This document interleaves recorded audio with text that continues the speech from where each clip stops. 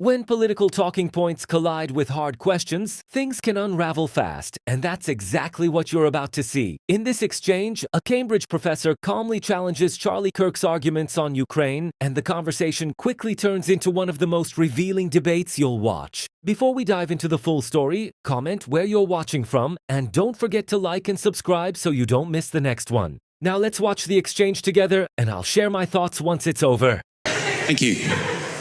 A very, very short question.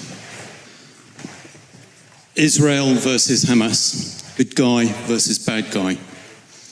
Russia versus Ukraine. Who's the good guy and who's the bad guy? Both are bad, one is worse.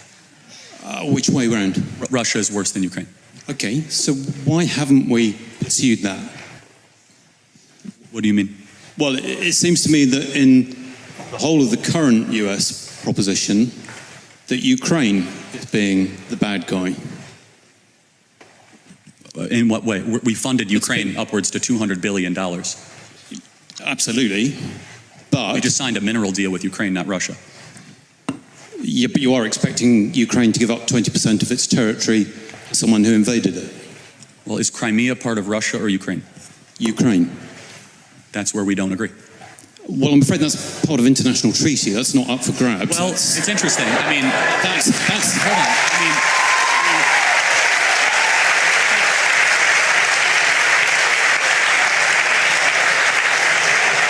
Even Zelensky has said he's willing to give up Ukraine. No. America signed the agreement that gave Ukraine Crimea. Right. When the Soviet Union ended. Right. It was done. First of all, it never should have been done. It was largely ceremonial. But however, it was annexed under Obama. Yes, and it was a mistake. And it should be given back to Russia as a sign of good gesture to end this conflict. Okay. But who's currently controlling Crimea? Where was the Russian Navy headquartered in World War II? Where was the end of World War II? This is very important. I'm not doubting that. I'm just saying that if we're being logical on what has happened, that you're now arguing against that flow. And I don't understand it. Because actually, why is Ukraine the bad guy? No, I said they're bad, they're not the bad guy. Yeah, well, you said they were both bad, but one was more bad than the other. Yes. So why is Ukraine bad? Well, there's a lot wrong with Ukraine. First of all, they're not a democracy. Zelensky refuses to hold an election.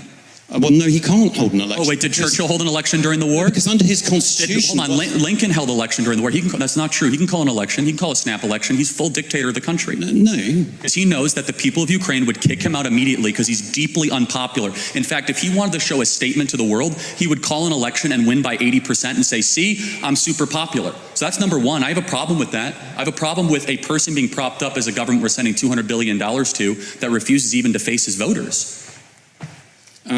Okay, I can't agree with you factually on that at all. Okay. I mean, constitutionally, Ukraine is not able to hold an election because it's under military law at the moment, and that's just a matter of fact. Again, he can, as a prime minister or president, he can do whatever he wants. He can't.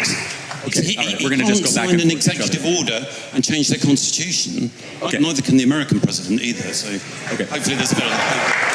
He could even do a ceremonial election to see where he actually stands with the people. I think we call those opinion polls. Yes, and they're very negative. Firmly ahead in the opinion. Again, but you would agree that a person that holds on to power without the election of the sovereign is pretty questionable. No, not in those circumstances. Okay, then we disagree. No, okay, that's fine. But give me another reason why Ukraine... They are the most corrupt country in Europe that never even met the most remote standards of joining NATO. Do not know where a lot of this money is going. I don't disagree that there is a problem with corruption, but the most corrupt country in Europe, are you sure about that? I'd have to think, I'd have to double or triple think about that, but they're very corrupt. Okay, so that's a little bit doubtful. It's not absolute. Well, I mean, there's plenty of corruption around. I mean, let's face it, we are talking about comparison with some of the states you're doing business with in the Gulf. Oh, of course, but we're not giving them money, they're giving us money. That's a difference, right? Saudi Arabia is... Oh, so it's fine. Well, hold on a second. It's morally acceptable to take money from corrupt people. Well, hold on. First of all, as far as morally acceptable, you do what's best in the benefit of your country. And so, for example, we were allied with Russia during the Second World War, and I'm glad we were. And I would ask you, don't forget... How much money is too much money to send to Ukraine? We're at $200 billion right now. I don't think you have to send any more money to Ukraine. We agree. I think you have to agree to support them as a free country and perhaps sell them weapons, like you're very happy to sell weapons to less free countries. And I think Europe will pick up the slack, as we ought to. And I don't disagree with some of the comments about Europe not looking after its own security.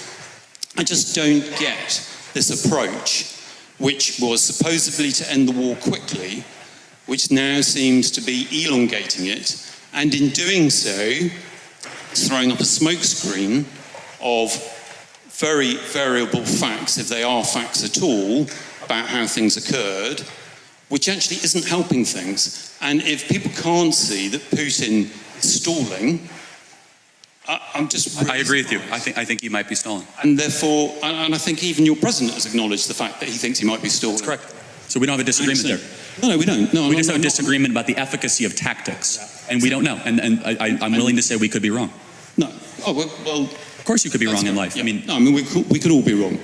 But actually bringing that war to an end consistently actually isn't going very well. And I would just suggest to you that whatever tactics have been used are perhaps not the best. And they are certainly inconsistent with what's going on in the Middle East and how America has been treating parties in the Middle East. But I've had enough of your time. Fair. No, that's a fair contention. Thank you very much. Thank you very much indeed. Thank you. What makes this exchange so interesting isn't that anyone was shouting or talking over each other. It was the complete opposite. The professor stayed calm, asked straightforward questions, and kept bringing the discussion back to the facts. Sometimes that's far more effective than trying to win with emotion. As the conversation went on, several of Charlie Kirk's biggest claims came under scrutiny. Rather than accepting them at face value, the professor challenged them with factual and legal points, forcing the discussion away from slogans and toward evidence. That's often where the biggest differences in a debate become clear. Whether you agree with one side or the other, this was a reminder that confident claims still have to stand up to careful questioning. In the end, the exchange became less about political talking points and more about whether those arguments could withstand a fact-based challenge. What did you think of the debate? Did the professor make the stronger case, or do you think Charlie Kirk defended his position effectively? Let me know in the comments below.